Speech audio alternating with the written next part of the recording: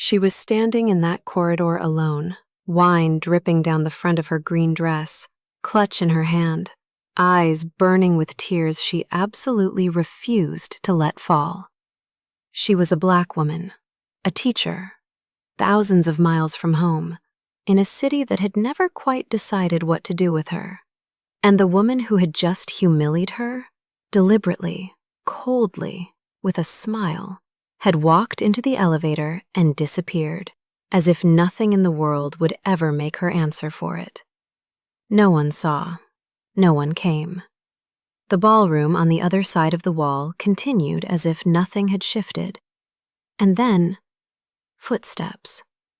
She turned around, and what she saw coming down that corridor toward her was the last thing, the absolute last thing anyone in that room would have predicted. A Korean Mafia boss. Tattoos climbing his neck, $10,000 of cashmere on his shoulders. A man who made entire rooms go quiet simply by entering them. He looked at her dress. He looked at her eyes. He didn't say a word about either. And then he took the coat off his own back and placed it around hers. What happened next? The phone call, the collapsed fund, the box that arrived at his office, and the single book that changed everything between them. None of it was what anyone expected. Least of all, her.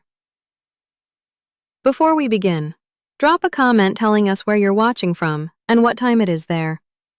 If stories about karma, love, and hidden truths move you, don't forget to subscribe to the channel. There are rooms in this world that exist only for people who have never had to ask for anything. The Grand Walker Hill Ballroom that evening was exactly that kind of room. Crystal chandeliers, champagne that cost more than a month's rent in most of the city. Women in dresses selected to be remembered. Men in suits selected to remind others of who held the weight. Amara Osei stood near the window with a glass of sparkling water and the quiet, practiced stillness of someone who had learned long ago that the best way to survive a room that doesn't want you is to take up as little of it as possible. She had been in Seoul for 8 months. 8 months of navigating a city that was extraordinary and impenetrable in equal measure. 8 months of smiling at school board meetings where the parents looked through her. 8 months of her students, 14-year-olds who loved literature with the ferocity only the young can manage, being the only reason she hadn't booked a flight home. She was there because the school director had called it an honor. "Your presence represents the global vision of our program, Miss Osei." She had understood immediately what that meant. She was the diversity on the invitation, the proof that the school's reach extended beyond the peninsula. She had come anyway, because she was professional, and because the green dress she had bought for the occasion deserved to be worn somewhere with high ceilings. She was not supposed to be the story of that evening. She never was. Across the room, Jang Min-Seok stood near the coat check, with the particular stillness of a man who had learned that stillness itself is a form of power. 38 years old. Shoulders that carried weight the way architecture carries weight. Not straining, simply bearing. His neck tattoos were visible above the collar, dragons coiling upward toward his jaw. A language written on skin that said everything his business cards deliberately omitted. He hated these events. He attended them because his holding company's donations funded the school's international program, and because appearances, in his world, were not optional. He had shaken 4 hands, declined 2 dinner invitations, and was reaching for his coat when he turned a corner and nearly walked into her. She stumbled slightly. He caught her arm. A reflex, nothing more. 2 seconds of contact. He said, "Careful," in English, low and automatic. She thanked him. And then, for reasons he would not examine until much later that night, He looked at her for a moment longer than the situation required. He saw her, in the way that people in crowded rooms almost never see each other. Then he let go and walked away. From the other side of the ballroom, Yoon Ha-eun had watched it all.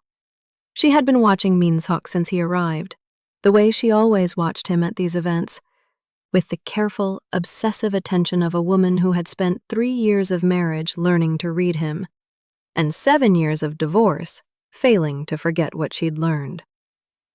She knew the way he moved when something interested him. She knew the precise quality of a gaze that lasted 1 second too long. She set her champagne glass down on a passing tray. She picked up her fresh one.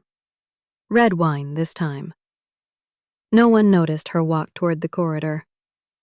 No one noticed the particular set of her jaw, the way her fingers tightened around the stem. She had a gift for moving through rooms invisibly when she chose to, which was its own kind of power, and its own kind of danger. Amara was standing at the elevator, checking her phone for her car's arrival time, when she heard the footsteps behind her. She turned. Ha-eun was smiling. It was the kind of smile that doesn't reach anything. Not the eyes, not the space between two people, not the air itself. A smile that exists only as social camouflage over something older and uglier underneath. "Beautiful dress," Ha-eun said in English, smooth and deliberate. And then she tilted the glass. The wine moved in a slow arc, the way disasters always do. Unhurried, almost graceful, as if the universe itself was giving the moment room to breathe before it became irreversible. It hit the green dress at the chest and spread downward like a wound. Amara did not scream. She did not reach out and grab Ha-eun's wrist. She did not do any of the things that the shock of a moment like that might reasonably produce. She stood completely still, the way a person stands when they have been trained, by years and rooms and 1,000 smaller humiliations, to absorb impact without flinching in public. The elevator doors were already open behind Ha-eun. She stepped backward into them with the unhurried ease of a woman who had never once in her life been made to answer for anything. "You should learn where you belong," Ha-eun said, low enough that only Amara could hear it, "before you look at men who were never meant for you." The doors closed. The corridor was empty. The sounds of the ballroom, crystal, laughter, the low current of a string quartet, continued on the other side of the wall as if nothing had shifted in the world. And in the world of that room, nothing had. The event proceeded. The champagne circulated. The chandelier held its light. Amara stood with her clutch in one hand and her ruined evening in the other, and she breathed. In through the nose, slow. Out through the mouth, slower.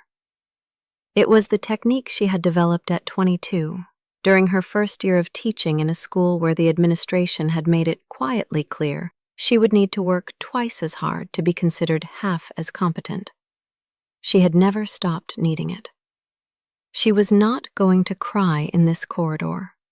She had decided that in the first 3 seconds, and decisions made in the first 3 seconds tend to hold. What she had not decided, what she had no way to prepare for, were the footsteps. Min-Seok had turned back for a forgotten phone, a simple, domestic reason, the kind of small logistical accident that, in another version of the evening, would have meant nothing at all. He came around the corner, saw the corridor, and stopped. He did not need an explanation. He saw the stain on the green dress. He saw the way she was standing, spine rigid, chin level, eyes bright with something she was refusing to release. He had seen that posture before. He had seen it on his mother in a school hallway 30 years ago, after his father had come to the school and done something that Min-Seok had spent the rest of his life trying to bury and failing. He crossed the corridor in 4 steps. He took the coat from his own shoulders, the long black cashmere overcoat, $10,000 of Italian craftsmanship that he wore the way other men wore armor, and he placed it around hers.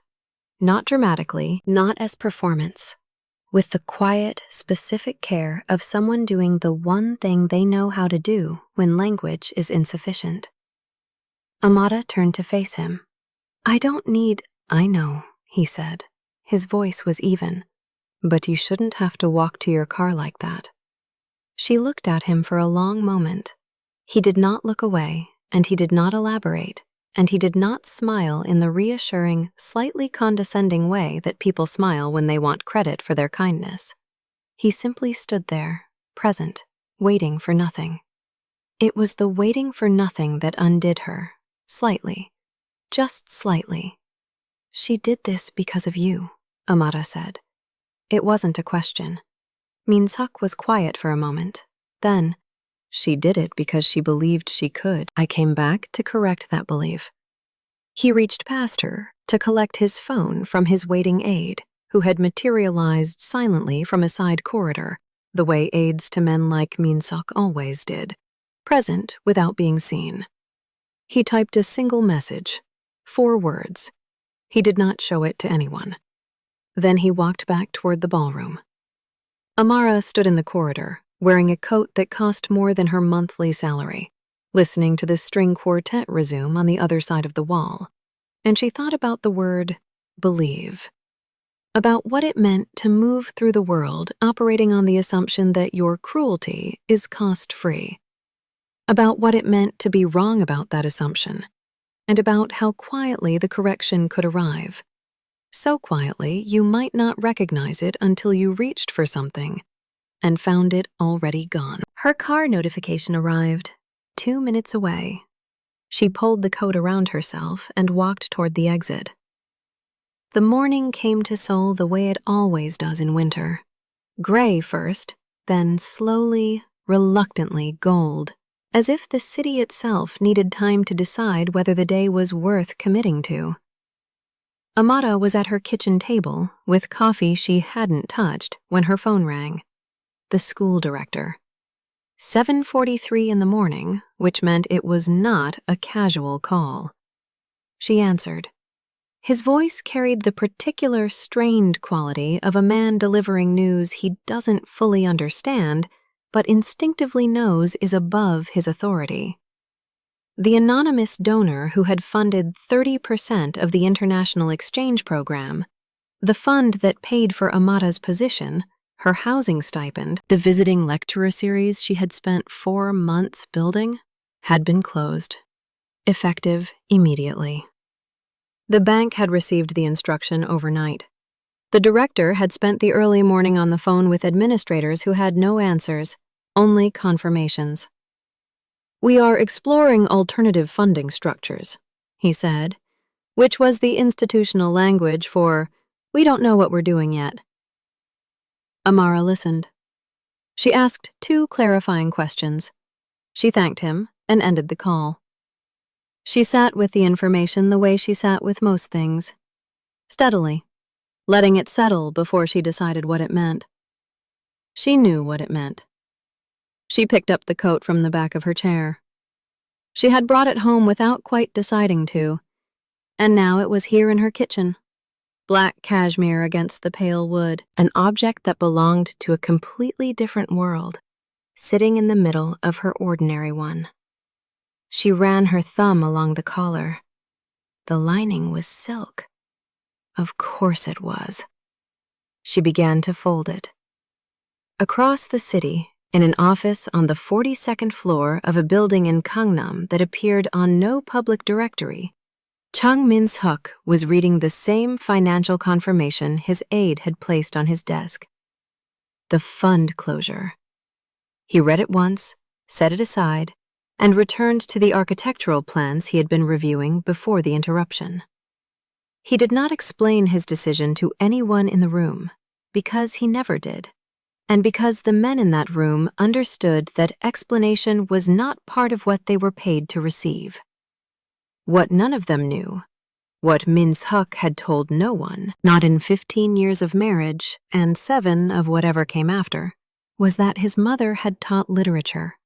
Secondary school. A small school in Incheon where she had worked for 19 years with the devotion of someone who understood that teaching is not a profession so much as a form of sustained belief in other people's futures. His father had come to that school one afternoon in a state of rage about something Min-Seok could no longer remember. Money, probably. It was always money. And he had done what men like his father did when they needed to feel large. He had made her small. In the hallway, in front of her students. She had stood exactly the way Amara had stood in that corridor, spine straight, chin level, eyes refusing to release what was behind them. Min-Seok had been 16. He had done nothing. He had stood at the end of that hallway, and he had done absolutely nothing. And that nothing had lived inside him ever since, quiet and persistent as a stone in a shoe. He had not thought about it consciously when he took the coat off his shoulders the night before. He had simply moved, the way the body moves when it is finally, after a very long time, given the opportunity to do the thing it should have done years ago.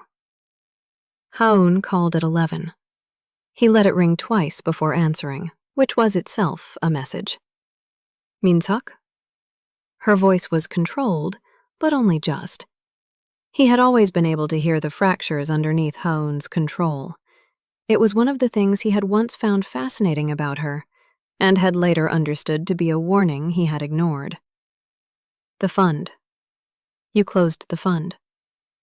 I did. Because of her. Not quite a question. Not quite an accusation. Something in between, fragile and sharp at the same time. Because of my mother, he said. The silence on the other end was the kind that contains a great deal of motion. Thoughts reorganizing, defenses shifting. The slow and terrible recognition that you have miscalculated something fundamental. You never told me about your mother, Haun said finally, and her voice had changed. The control was gone. What was underneath it was smaller and sadder, and too late. No, Min-Seok said. I didn't. He ended the call. Outside his window, Seoul moved through its morning with complete indifference to any of it. The traffic on the bridge, the Han River flat and silver below. The city's 10 million people, each carrying their own version of something they had never told anyone. Each moving forward anyway, the way people do. The box arrived at Min-Seok's office on a Tuesday afternoon, carried by a regular postal courier who had no idea what he was delivering or to whom. The aide received it at the front desk with the standard protocol applied to all unsolicited deliveries: inspection, documentation, confirmation of origin. The origin was Amara Osei, the building address of her school. No apartment number, no personal return address, just the school, as if she wanted to make clear that what she was returning belonged to the professional version of herself, not the private one. Inside the box, folded with a precision that suggested she had taken her time with it, was the cashmere coat. Not wrinkled, not carelessly bundled. Folded the way you fold something that you recognize has value, even if it isn't yours to keep. Beneath it, a card. Small, white, handwritten in the kind of penmanship that people only develop when they have spent years writing comments in the margins of other people's work. Thank you, but I don't need borrowed armor. I've learned to be my own coat. Min-Seok read it once, then again. Then he set it on his desk and looked at it for a long moment in the way he looked at very few things, with complete, unguarded attention. He called his aide in. Find me a first edition, he said. Kofi Awunor, Songs of Sorrow. He spelled the name. Songs of Sorrow. He spelled the name. Today, if possible. The aide did not ask why. He left to find it. Min-Seok picked up the card again. He thought about a woman who had wine poured on her dress in a hotel corridor and had stood there afterward not asking for rescue, not collapsing, not performing distress for an audience that wasn't watching anyway. He thought about the particular kind of strength that doesn't announce itself, the kind that simply continues, because continuing is what it knows how to do. He thought about his mother. He thought about the hallway in Incheon, the thing he had not done at 16, the stone that had lived in his shoe ever since. He did not believe in redemption as a concept. His life had not been structured around the possibility of it. But he understood, in the way that practical men sometimes understand things they cannot articulate, that certain moments offer themselves as partial corrections, small realignments, not erasure, just the chance to do, now, the thing that should have been done then. He repackaged the coat. He added the book, which his aide produced by mid-afternoon from a dealer in Insadong who specialized in rare Anglophone poetry. He added nothing else. No card, no explanation, no context. He sent it back. Amara opened the box in the teacher's lounge during her free period, with 2 colleagues eating lunch at the far table and the sound of students in the corridor outside. She moved the coat aside and found the book underneath it, and she went very still in the way she went still when something reached past her defenses before she had time to arrange them. She knew the book. She had taught from it. She had a copy at home, with annotations in 3 different colors of pen accumulated over 5 years of returning to it. She sat with it in her hands for a long time. She did not know about his mother. She did not know about the hallway in Incheon, or the 16-year-old boy at the end of it, or the stone that had been living in the man's shoe for 22 years. She knew only what the book said about what he had noticed about her, and that noticing, done with that kind of specificity, is its own language, one that doesn't require translation. She put the book in her bag. She left the coat on the table for a moment, then picked that up too. Some things you return. Some things you accept. The wisdom is in knowing which is which. 3 weeks later, on a morning when the Han River was beginning to thaw at its edges and the city was making its slow and reluctant negotiation with the idea of spring, they passed each other at the school entrance. He was there for the restructured sponsorship meeting. She was arriving for her first class. She nodded. He nodded back. He was almost through the door when he stopped. "Miss Osei?" She turned. "How are your students?" She considered him for a moment. This man with dragons on his neck and a first edition of Awu Nor in his recent search history, and 22 years of a stone in his shoe that he had finally, quietly, set down. "Curious," she said. And then the smile. The real one, not the armor version. "It's the best thing a teacher can ask for." He nodded once. The kind of nod that contains more than nods usually do. He went inside. She stood in the winter light for a moment longer than necessary, the book in her bag pressing gently against her side. The city moving around her with its usual magnificent indifference. And she thought that Seoul was still impenetrable and extraordinary in equal measure.